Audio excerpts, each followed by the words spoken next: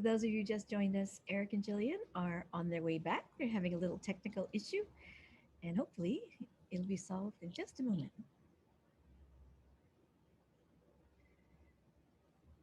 So you can open your mics and say hello.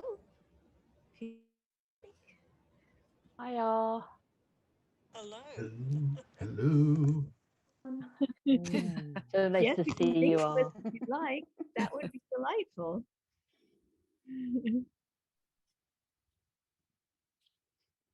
Hello, everybody from Germany.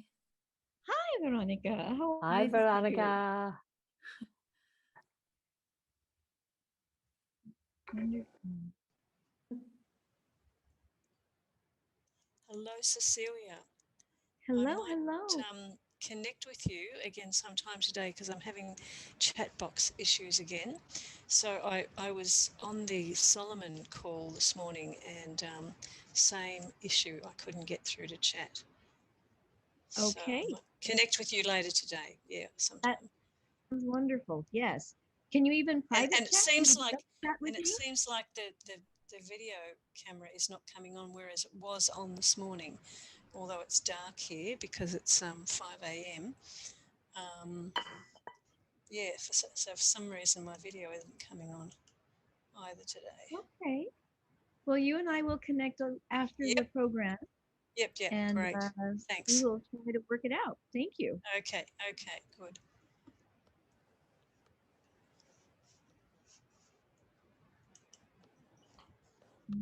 Oh, they're back. Here they are. Hi. You hear us. Are we good? Yes, I can hear you, see you. Oh, Yes, all good. perfect. Sorry, you guys. We have had some challenging technology. Are you good? Where's Renee? Didn't we, Cece, honey, can you do us 1 second and can you just spotlight us for 1 second? We're not having a speaker view. You're on right?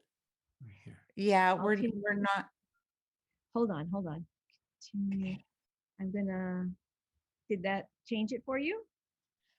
You know, it's so funny. In this view, speaker view, we can't find ourselves. We can't find our name. Do you see our picture now? Come back to us. See your picture. Can you come back to us? Okay. Oh, we have you on Spotlight. Does everybody have on Spotlight? Yes? Okay. There we go. We're good. Okay. Okay. We're give gonna me just. Should I do that? Let's don't change anything because we've got so much happening right now. Hold on. And I'm going to stop the recording and start again. How about that? Good. Can I rename that The properly? recording has stopped. I'll do it. It's off please. funny. All right. It's okay. Fresh. Say again. This meeting is being recorded. There. All right. Okay, we're good. Honey, you don't need to point. I see it. There we go. You don't. Yes. You don't. Yeah, we're good. You don't. But we will. Are we okay? We're about to be. Okay, so we're going to get started. Well, Dr. Erica's fixing the names.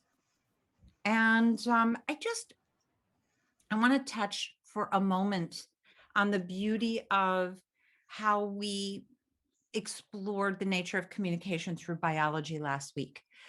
One of the things that I noticed that wasn't really raised, and I want to bring it to our attention because part of the reconnective healing experience calls us to kind of explore what happens when we reconnect.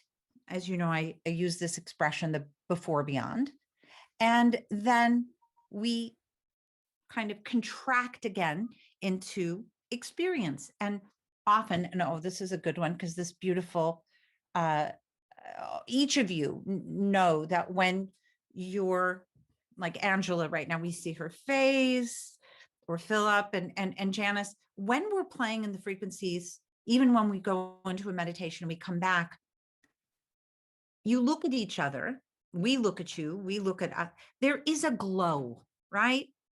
There is a biological, physical shift of some kind that's visible. And the reason that I bring this concept of visible up is because for those of you who have a prayer practice or prayer is part of your life. And today we're really going to explore the nature of communication through prayer, inclusive of meditation and communion. And I want to be thoughtful based on people's cultural backgrounds and upbringings. This conversation today isn't to challenge or to even compare those practices. It's to look at communication, the nature of communication in the realm of prayer, meditation, communion through the lens of the reconnective healing experience. But we're going to have to bring in these other concepts that we are familiar with. And hold on, I want to see if I can get rid of any additional beeping that may be happening here. Okay. So my first question to all of you, and now there's 30 of you, which in the replay, people sit and give this a little more time. Hi, Jackie Campbell and husband. It's nice to see you. This is a question, and I just let it in you. Is all communication in its most undisturbed vibration, prayer and communion? Cece, can you type that into the chat? Is all communication in its most undisturbed, undiluted, unobscured vibration, prayer and communion? So the way we're going to kind of touch on this today, stand by, I have to find my notes. Can I swap with yours somehow? Okay. There, you're at the Yeah. bottom. Okay. Okay. It's been a very interesting day, I can't tell you. It's been one of those strange electrical occurrences days that are always talked about with the reconnective healing frequencies.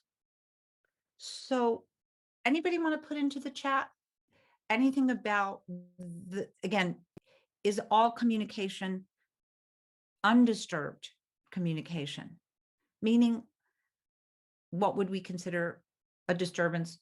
Language can be a disturbance, beliefs, these kinds of things. They alter every vibration. They are vibration. The next I want you to kind of consider is when we think of the communication of prayer, does it start in a way fully in the mind? Maybe it moves to the heart, then into grace and into freedom. I'm using words right now because I think when we explore meditation or prayer, it starts first in our mind. It is the first location is a thought, first and foremost. It is the vibration of a thought. It doesn't mean that you have a fully formulated prayer, but the way that this concept has been served up in order for it to be meaningful, and I'm going to go way back iconically, into what we'll even call the biblical times. Somehow this idea of prayer started as a thought. It moves through the heart, again, grace and freedom. So 4 questions. And Cease, can you go to my Google Doc for today so that you can share some of this? We see with our bodily eyes, but do we see all that is? That's a yes or a no, just yes or no. We see with our eyes, but do we see all that is? No judgment. Maybe those of you that feel yes. We hear, but are we really listening? We exist. This is an important one. But are we living? We exist, but are we living? This is an important question. We look, but do we see? So these are 4 questions. They tend to dovetail in and around the activity of prayer and meditation and communion. So Cece will post these 4 in the chat. Just play with them. This is an unfolding. And for those of you who don't remember, we're having a retreat, our monthly retreats this Friday. So the themes from this whole month on the nature of communication are going to come into a very interactive 90 minutes with you guys. You're going to be with each other in breakout rooms. So here we go. Even if prayer, meditation, and communion outside and inside a reconnective healing experience, we're going to say that it begins and ends with God, loving intelligence, universal consciousness.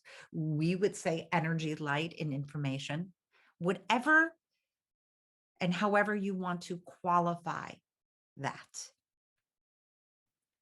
It demands some level of cooperation from us. So the I or the you is in some kind of a cooperative exchange with prayer, meditation, and communion. The I or the you is in some level of cooperation with God, loving intelligence, universal consciousness, energy, light, and information. It demands our cooperation.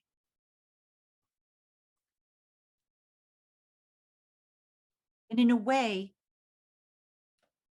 we might consider then, although, I should say it this way, we might consider that all prayer, meditation, and or communion is only possible with the support or the help of infinite intelligence. That's not even, and I'm not speaking to you in a duality. I or you are the subject and God, energy, light, and information is the object. No, we're just acknowledging that there's something more, something bigger than any I or you of the moment involved in this meditation or communion. Okay. So each of us is called to listen with some form of intention. So, in spite of the various reasons we might pray or meditate, in spite of the consequences or situations that might bring us to yearn for this level of cooperation,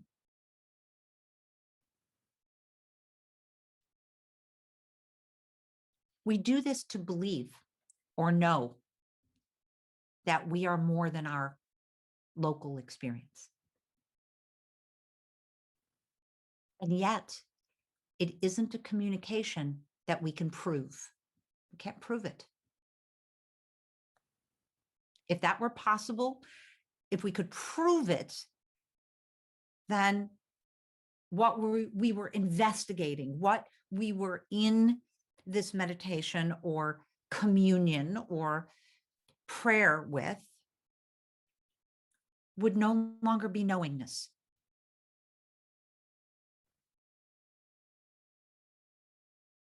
Okay, just fly with me here a little. Knowingness, this communication of knowingness, is never primarily about ideas.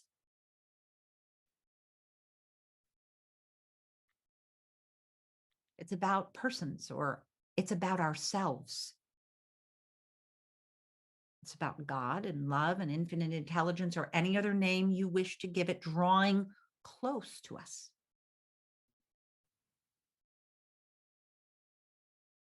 Recognizing it is each of us and all of us.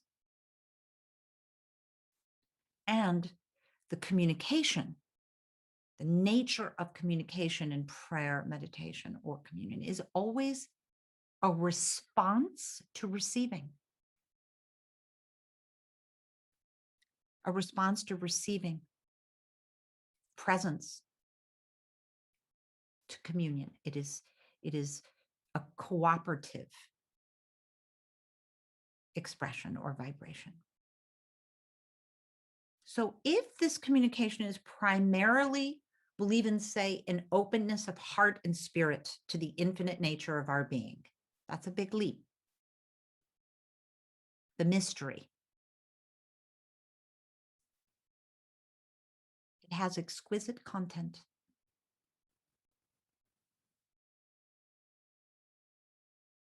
Exquisite content. It's the knowingness revealed and in which we believe, that which gives a structure and a pattern to our experiences and our lives. An affirmation of knowing of our being.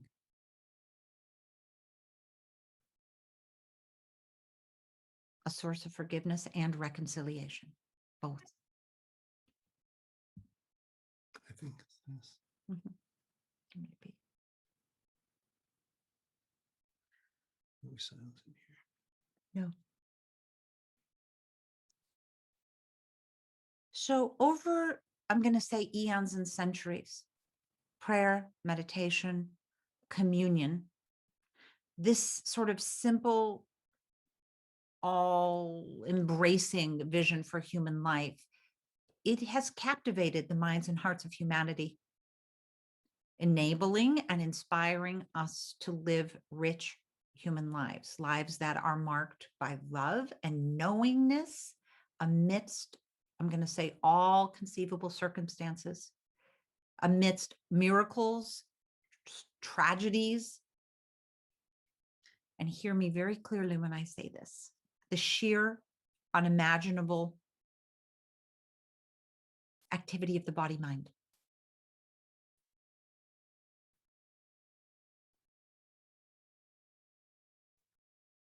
So, yes. Couple interesting things I'm reading in the chat.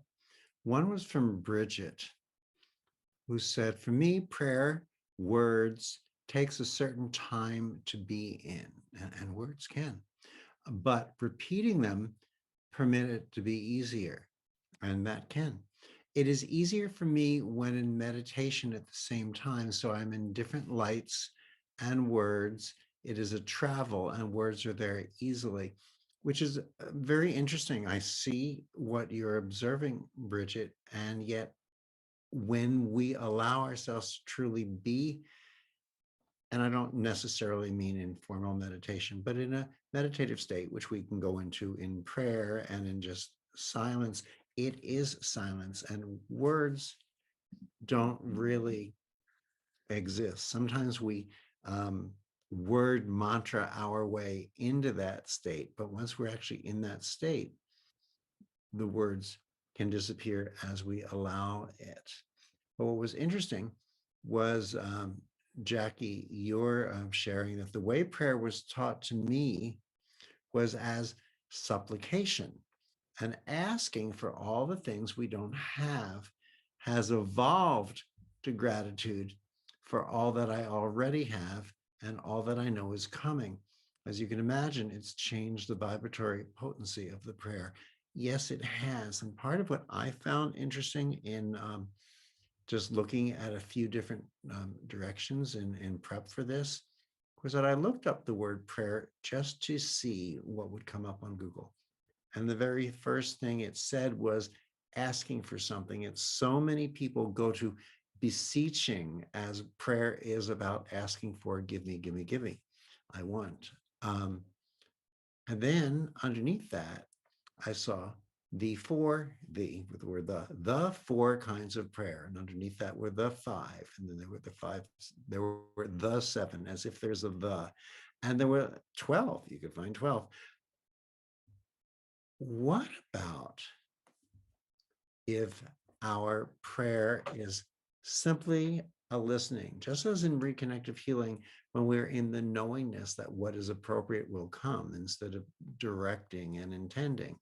What if we allow our prayer to be simply the presence? We allow ourselves to listen, to hear what comes. There's a communication that is wordless.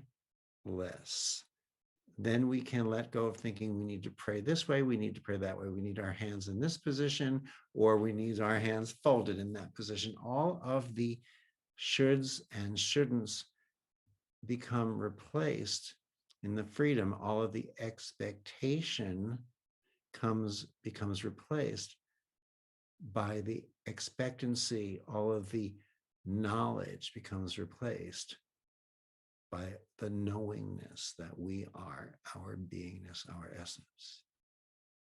Right. Thank you. Let's go back to the beginning for a moment around the movement of prayer starting in the mind. The words are of mind. The words, the vibration of the words may very well be a portal to the heart. A beautiful little, breadcrumb trail, but they leave the mind. This communion can't be of mind. It doesn't know mind. And if once the heart, let's call that an intelligence all to itself, which, as you know, does not require the mind. I have spent many hospice moments with family where they have a loved one who has no mind. They are completely and legally, on all known science pathways, brain dead. And yet their heart is as strong as a triathlete. The heart requires nothing from the mind, nothing to sustain its perfection and beauty. It is the mind that stifles. So let's assume we find the perfect words that portal enough softness to leave the mind, and the heart really becomes the vibration. At a certain point in time, that intelligence fuses into, I use the word grace. Do you know what I consider grace? I consider grace to be the communication of free will. That's your grace.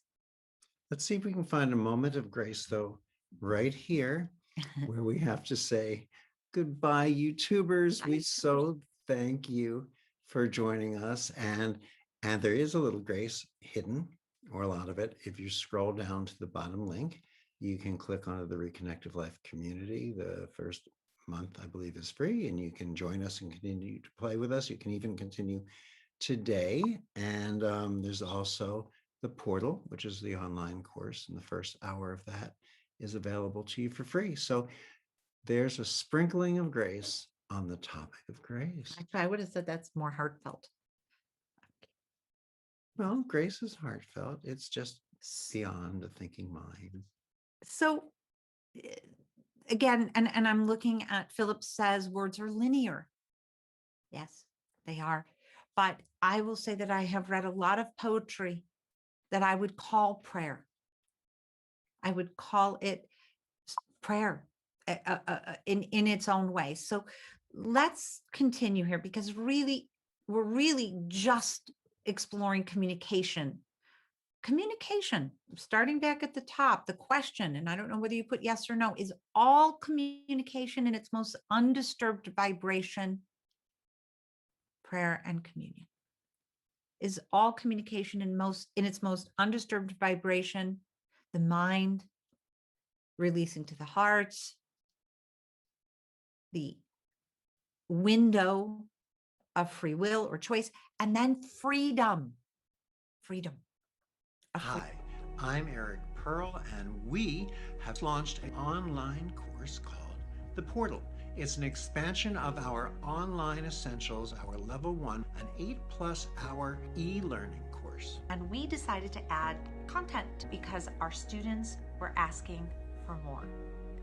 What is a portal? It's a doorway to transformation. It includes the 8 hours of the online essentials course, 2 key chapters, one on love and one on healing, and workbooks from our worthiness episode from the series The Inner Compass. more than 10 hours of content. The portal helps us discover our roadblocks that may be stopping us from living our fullest potential. How does the portal help bring about these benefits? Easy to follow short segments with interactive exercises, information acquired not only through the mind, but through interaction with the frequencies themselves. Effortless learning and personal evolution. It brings the possibility for instant transformation, healing, and the evolution of each and every one of us in our everyday lives.